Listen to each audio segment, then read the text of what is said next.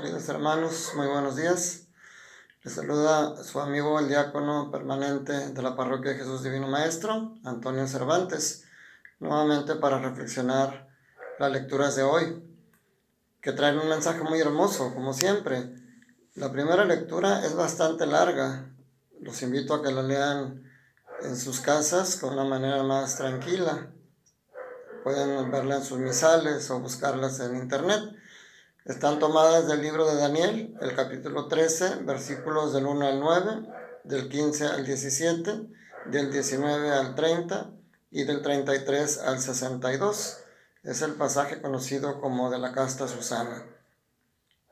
Aquí podemos centrarnos sobre todo en 4 personajes. Primero, Joaquín, que la lectura lo describe como un hombre rico y muy estimado por toda la gente. Su esposa Susana, que dice en la lectura que era muy bella y temerosa de Dios, y 2 ancianos que eran los que elegidos para juzgar los casos que les presentaban. Ellos, al contrario de Susana, que era temerosa de Dios, ellos se dejaban guiar por sus pasiones y aprovechaban su autoridad para sacar provecho de él. Dice la escritura que permitieron su corazón y cerraron sus ojos para no ver el bien y no ver el cielo, sino más bien ver las cosas que ellos podían aprovechar. En este caso, Susana era una mujer, como dice aquí, muy virtuosa, pero muy hermosa, y ellos se habían ya apasionado por ella. Cuenta aquí el Daniel que en una ocasión Susana se queda sola en el huerto, cierran y se pone ella a bañarse. Pero estos 2 ancianos que ya habían sembrado ese malsano sentimiento por ella en su corazón, la estaban espiando. Entonces salieron hacia ella y le dijeron que si no se entregaba a ellos la iban a acusar de que la encontraron con un hombre más joven acostado con él, pero que como era más joven no lo pudieron alcanzar ellos. Entonces Susana se ve en la disyuntiva de ceder ante la pasión de ellos o permanecer firme a sus valores. Ella decide lo segundo, porque prefiere seguir siendo fiel a la palabra de Dios sin importar las consecuencias. Dice aquí muy hermosamente que Susana prefiere enfrentar la calumnia porque su corazón confiaba en el Señor. Aquí yo creo que podemos reflexionar algunas cosas. Primero, con respecto a estos 2 ancianos. Normalmente el Papa Francisco nos ha insistido que con el diablo no se dialoga, que nosotros no debemos de enfrentar la tentación, sino debemos de evitar la tentación. Cuando rezamos el pésame, decimos: yo propongo firmemente no pecar más y evitar las ocasiones próximas del pecado. Entonces aquí estos 2 ancianos tenían su corazón tan pervertido que no solamente no evitaban, sino que buscaban la ocasión del pecado. Ellos espiaban a Susana para poder encontrar el momento propicio y satisfacer sus malos deseos. Sin embargo, Susana se mantiene firme y dice aquí también de una manera muy hermosa: el Señor escuchó su voz. Cuando tú prefieres seguir firme a tus valores cristianos y eso te hace enfrentar la calumnia o enfrentar a los demás, si clamas a Dios, Él te va a escuchar y Él va a mover los medios. En este caso movió a Daniel, que era un joven, y sin embargo mostró sabiduría al ponerles una trampa, al juzgar por separado a estos 2 ancianos, y de esa manera los encontró culpables, y dice la escritura que ese día salvaron a una inocente. Hay muchas cosas que podemos reflexionar, pero yo creo que eso nos puede quedar de esta primera lectura. Y al final dice: Dios salva a los que esperan en Él. En el Evangelio del día de hoy, que está tomado del evangelista Juan, capítulo 8, versículos del 1 al 11, tiene una similitud con respecto a la primera lectura, que aquí también están enjuiciando a una mujer. Pero a diferencia de Susana, que era una mujer inocente, En este caso la mujer era una adúltera, que obviamente era culpable porque la encontraron en pleno acto. Aquí el problema está en que las personas que presentaban a esta mujer culpable también no lo hacían con el afán de cumplir la ley, sino con el afán de provocar a Jesús y de tentarlo para poder después acusarlo de algo. Ellos le presentan a la mujer adúltera y le dicen, la ley nos manda matarla a pedradas, ¿tú qué nos dices? Entonces Jesús, su primera reacción es guardar silencio, se agacha y se pone a escribir.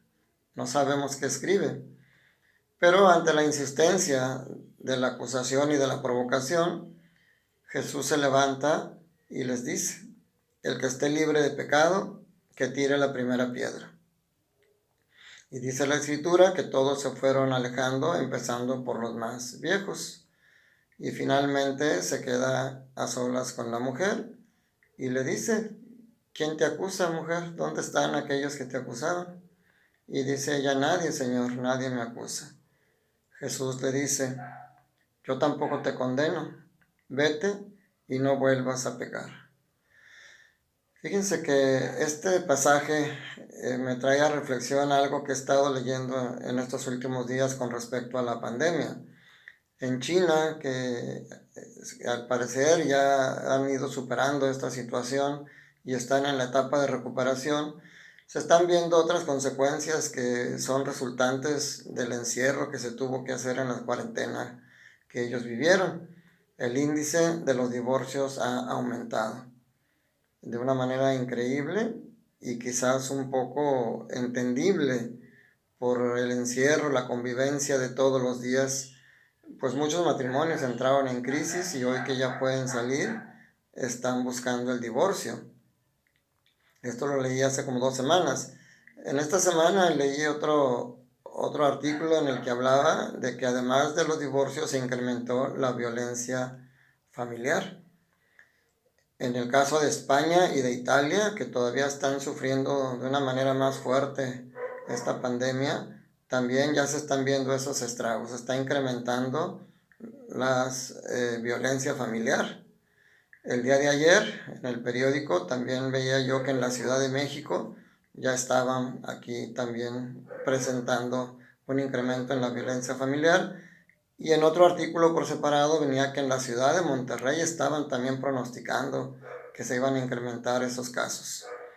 Esto me lleva a reflexionar lo siguiente, efectivamente a veces el encierro hace que haya desesperación, intolerancia, mal humor y que también se vean las rencillas o las discusiones en un matrimonio. Hoy el Evangelio nos dice que Jesús se retira al Monte de los Olivos y que después va a enseñar a sus discípulos. Dice aquí el Evangelio, en aquel tiempo Jesús se retiró al Monte de los Olivos y al amanecer se presentó de nuevo en el templo donde la multitud se le acercaba y él sentado entre ellos les enseñaba.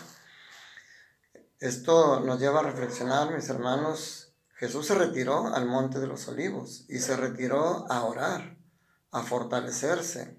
Eso nos lleva a nosotros a que en este retiro involuntario que estamos haciendo, en este encierro, tenemos que fortalecer nuestra mente y nuestro espíritu, porque vamos a enfrentar muchas situaciones de estrés en pareja, en familia, y tenemos que estar fuertes para enfrentarlo. Tenemos que leer mucho, leer libros, historias que fortalezcan nuestra mente, que nos ayuden a ser más pacientes, más tolerantes, más empáticos. Pero también tenemos que incrementar nuestra oración para poder enfrentar en esos momentos que es necesaria la tentación o la provocación, enfrentarla de una manera sabia como lo hizo Jesús.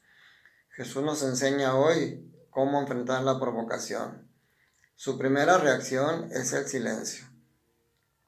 Aquí me recuerda la historia que comentaba un sacerdote de una señora que se presentó toda golpeada porque su marido la golpeaba y el sacerdote le da una botellita de agua bendita y le dice, mire, cuando su marido empiece a insultarla, usted tómese ponga agua bendita de esta botella en su boca, pero no se la tome inmediatamente. Manténgala 5 minutos ahí y después, entonces sí, tómesela y verá que va a haber cambios. Con el paso del tiempo, la señora se presenta de nuevo con el sacerdote y le dice, oiga, padrecito, ha funcionado muy bien el agua que me dio, pero ya se me terminó, le pido que me dé otra botella de agua bendita. Y el sacerdote le dice, en realidad esta agua bendita no ha funcionado para eso. Lo que pasa es que para pelear se necesitan dos. Si su marido la empieza a insultar y usted le responde los insultos igual, pues él va a terminar golpeándola.